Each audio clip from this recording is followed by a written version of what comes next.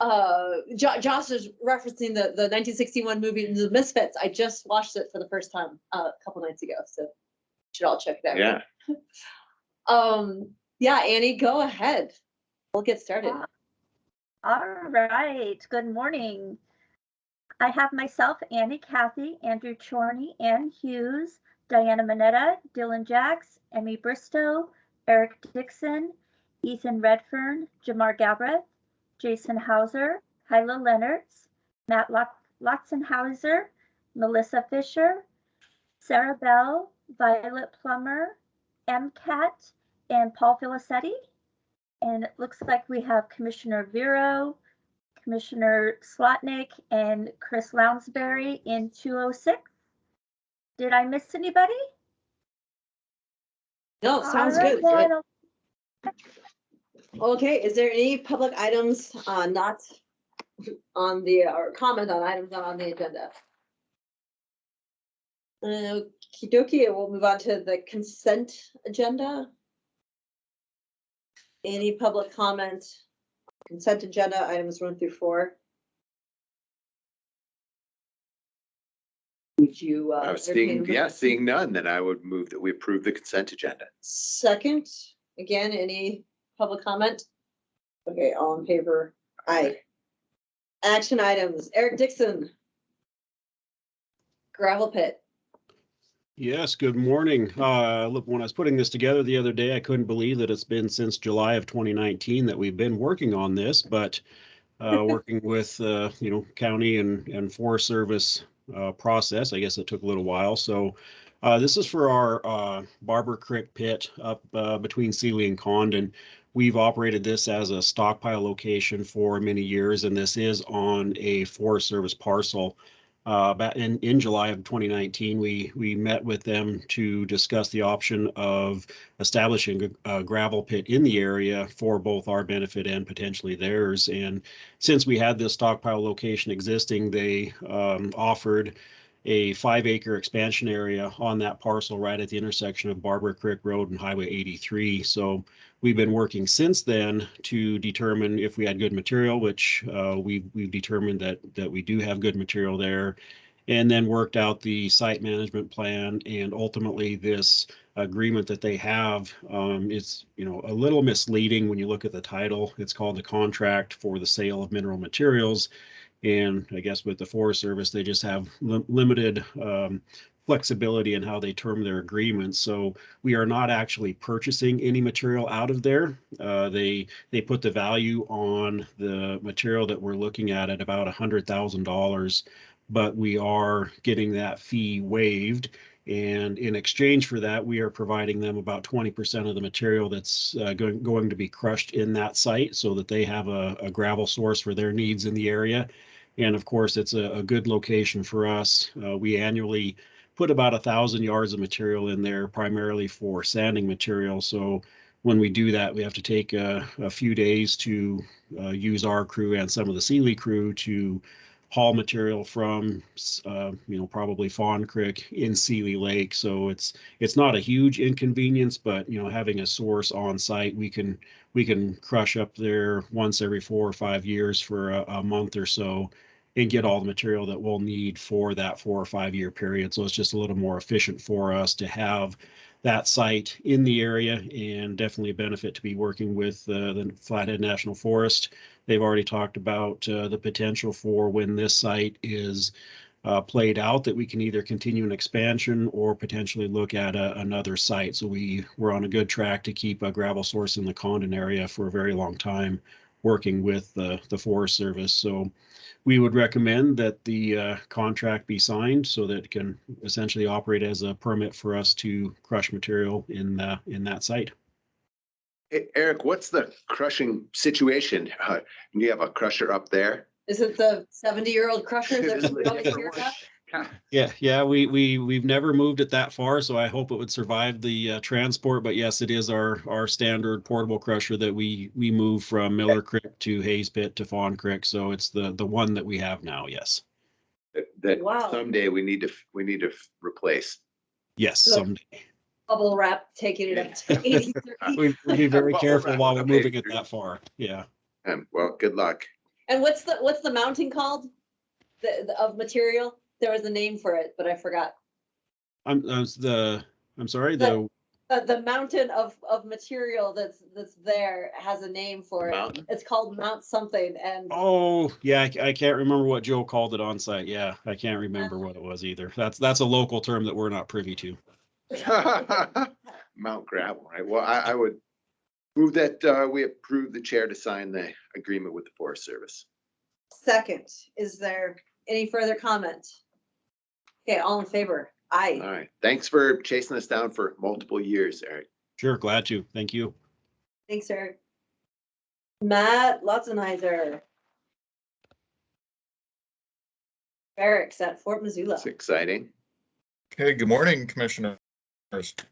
We finally have our professional services agreement. So Nice. this is related to the barrack restoration and reconstruction project that we're working on, which is the one funded through the National Park Service grant, partially funded through that. And then we're, just to give you a heads up, we are nearly complete in our fundraising phase on this. So it's an $800,000 project.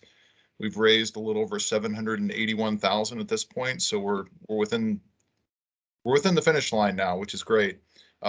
This contract, I'm working with Ethan Redfern and then the county attorney's office to put together a professional services agreement, which will be with A&E Architecture and Design to move the project forward to the point where we're ready to break ground, hopefully as soon as the ground thaws about this time next year. So I would respectfully ask that you move forward with the professional services agreement and sign it. So we're excited to get working with A&E and to see this project come to fruition. Oh, so exciting. Yeah, absolutely. This is great. I would move that the board approve the design contract with A&E. Second. Any further comment? All in favor? Aye. Aye. Congratulations, Matt. Yeah, This it's is great, cool. great work. Thanks, everybody. Appreciate it. Okay, Kyla with Elections Advisory Committee. Good morning, Commissioners. We had 3 seats expire January 31st, 2022.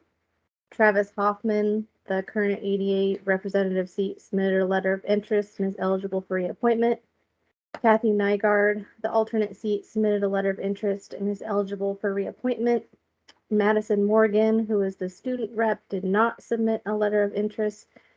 We had 3 new applicants, Charlene Madelick, Jeff Koch, and John Newman, and none of the applicants who applied qualify for that student representative seat.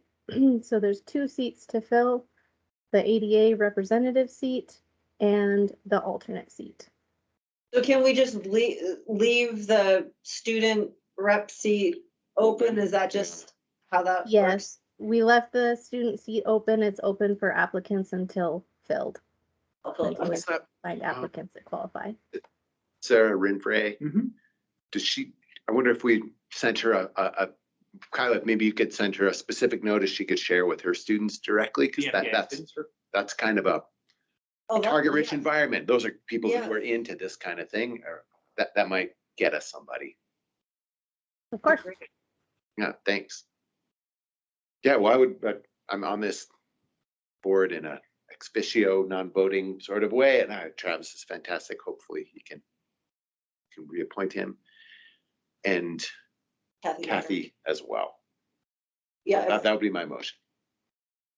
great. And I've heard from, Bradley too, saying that it's a really talented board. And Yeah, it's high, and I thankfully wasn't around when apparently at one time it wasn't high functioning, but it's really high functioning now. Very engaged and into it. Work groups. It's going well.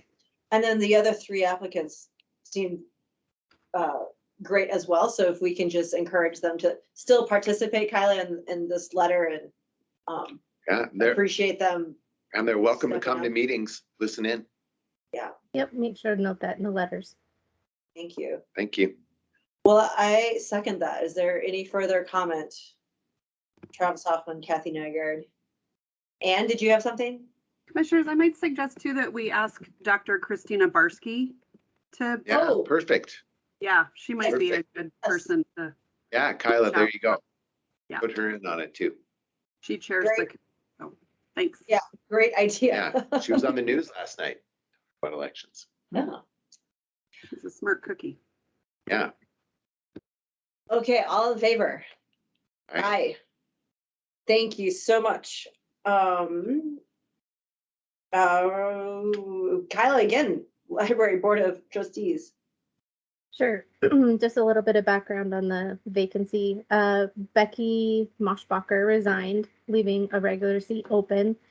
The mayor, which was a mayor appointed seat, so the mayor actually moved up the alternate, Lisa Mecklenburg Jackson, to fill that regular member seat, which ultimately left the alternate seat open, which is a commissioner appointed seat.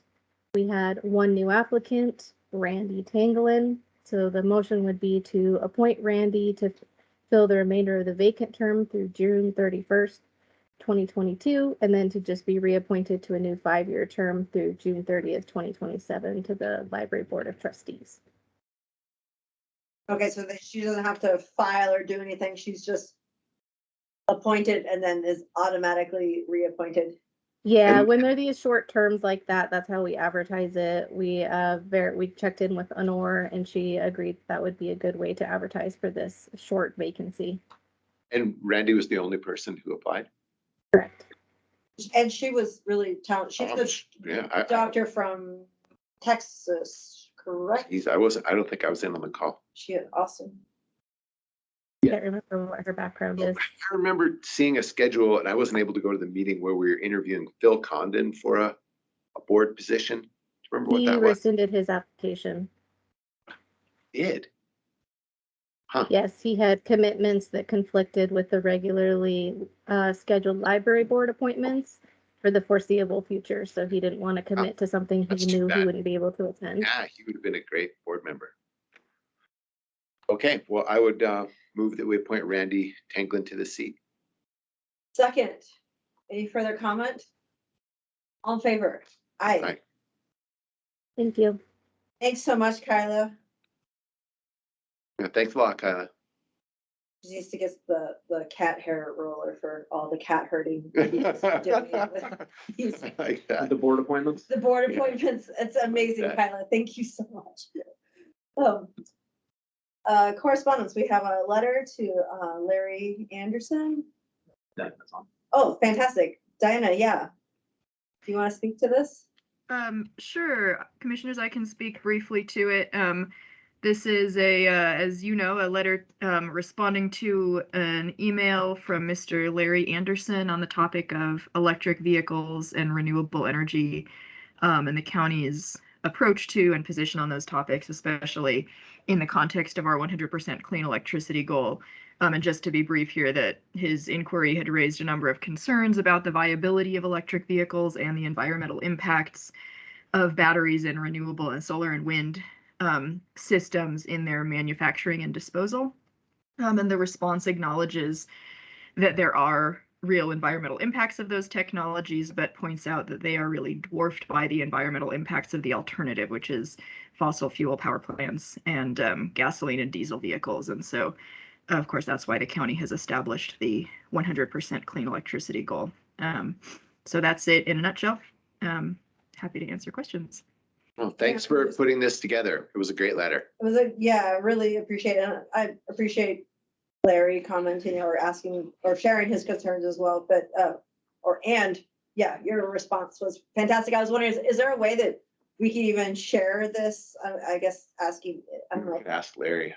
Well, or redact it, maybe your letter, Diana, and we could share it with the comms team or something. Is there a way to, because you bring up such great points and links and just and like, So, It's worth sharing the information. Maybe I'm not Yeah. sure which format. yeah, I was gonna say this might be one of the things that could go, for example, up on Engage Missoula. Yeah. Yes, Which great. in our case is, which is Missoula, will be Missoula Voice, but Yeah. similar platform, Yeah. this might be one of the things that could go on the clean energy that would be great. investment. That'd be great, because there's definitely a concern out there that we're not actually addressing the problem by heading in this direction, and Diana did a great job addressing those concerns in this letter.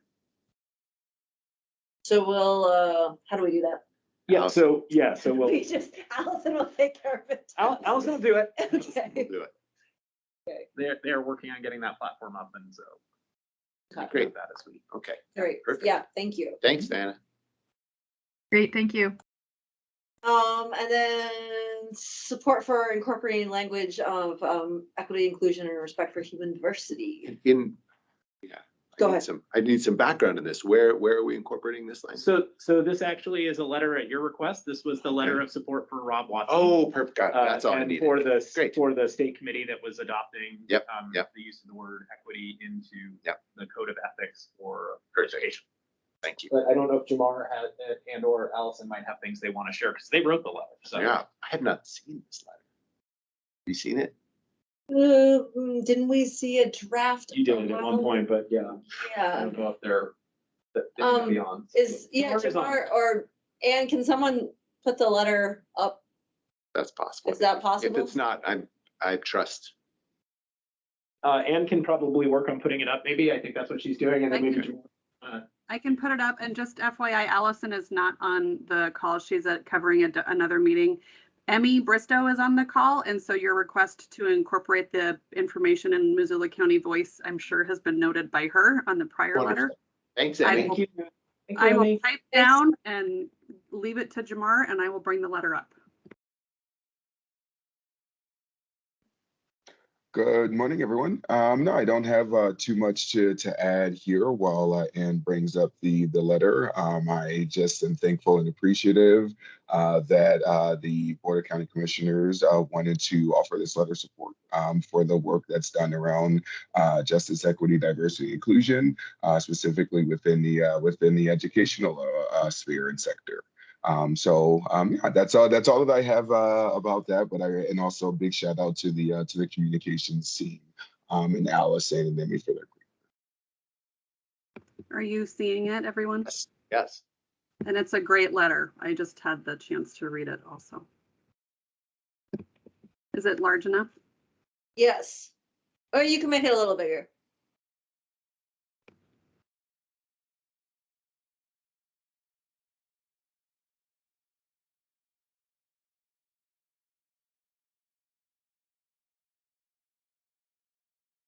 Especially like including language from ASPA and Yeah, I like that too. the pillars of public administration include equity.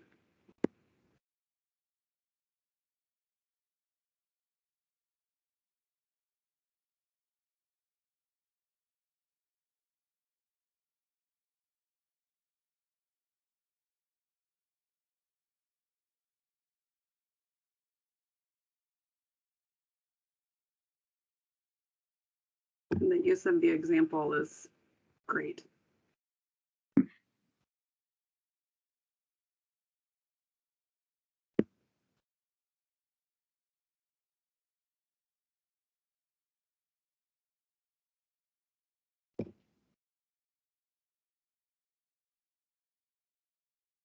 Wonderful.